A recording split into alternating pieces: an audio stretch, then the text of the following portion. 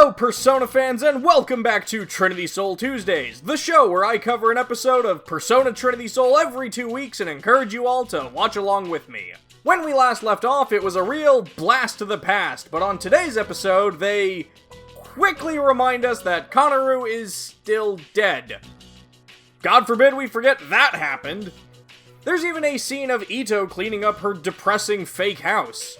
Also, Akihiko got officially fired from being a cop, so I guess now he's just hanging out, because what else does he have to do? We see everybody handling Konoru's death in different ways. Takuro laments he couldn't be there and talks about how much he shipped her and Shin. Megumi says how all of this was a result of the catastrophe 10 years ago, but if that hadn't happened, they probably wouldn't have met. And Shin stares at a park bench as a painful reminder that he was cuddling a dead girl. I'm still sad, I just use humor as a coping mechanism. Back at the atelier, Shin sees the repaired sculpture he made as a kid, and the memories come flooding painfully back. Ayane tells him that his brothers won't see him again, and warns Shin to stay away from Clayane. Because while she needs Jun's persona to suppress her own power, she needs Shin's persona in order to sever Ayane from the whale so she can become whole. While Shin has a bit of a panic attack, Megumi shows up and is all like, "Dude, you alright?" And Akihiko's here too, because as established, he has literally nothing better to do. Shin and Akihiko drink tea in the dark and talk about Ryo. Whatever his mission was in the long run, Shin and Jun returning home really came at the worst possible time for him. Akihiko reaffirms what Ayane said, that they can't let Abel be absorbed, but they also have to stop Clayane from making contact with the whale as it currently is, or else that could cause an event far worse than the one 10 years ago, possibly affecting the entire world. Megumi steps in and tries to offer some sort of logical reason why adults can't use personas, and ペルソナをなくしてしまうんじゃない。一途でいられなくなるから、それが許されなくなってしまうから、きっと。Yeah, okay, whatever. Back at Nakamura's facility, Inui is investigating Cleone's body in stasis when Nakamura checks in on him. He brings up how Inui's reports on Akihiko and friends seem to have a couple of discrepancies in them, most of which seem to be to Akihiko's advantage. So Nakamura kindly asks, "The fuck?" But before Inui can explain the fuck, Cleone is able to wake up after being sparked by Ayane.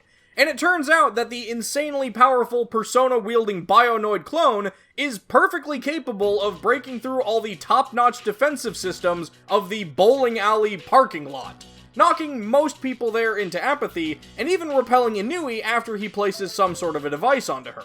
That night at the hospital, Shin and Takuro hang out while Megumi rests peacefully. We learn that Takuro's persona wasn't flinging him around like a ragdoll this whole time because it's funny, but because his persona was scared.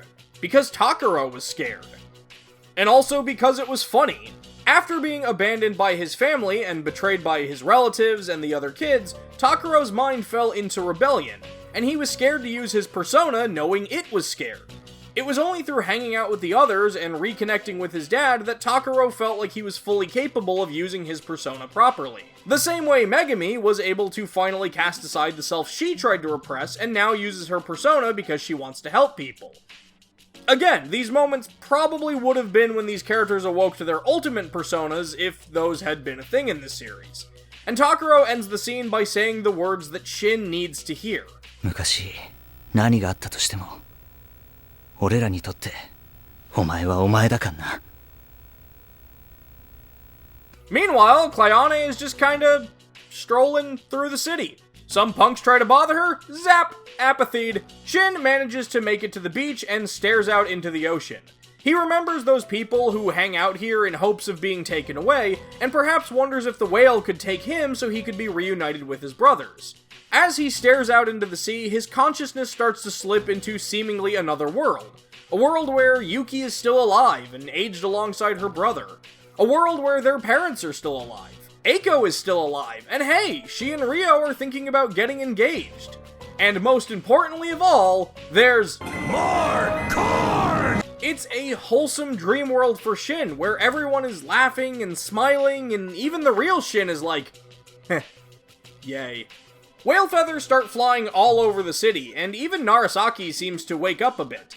Ito's cell phone rings and Akihiko is all like, "Dude, Nakamura was supposed to transfer Klayane to a hospital, but they never checked in. What do you think it means?" And Ito is all like, "Hey, remember how you were fired and it's not your concern anymore?" But apparently Inui is also unreachable, and that gets Ito into action.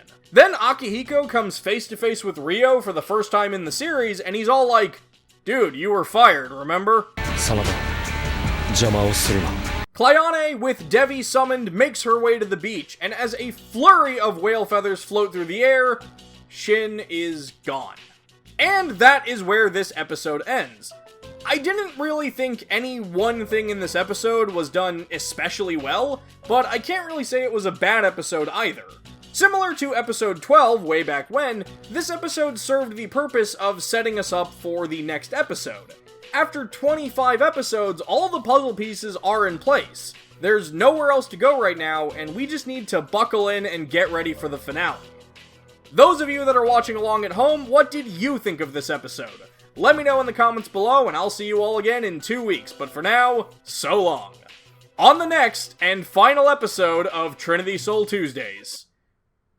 I got nothing. It's the finale. If you're not already invested in this series, I doubt I'm going to convince you at this point.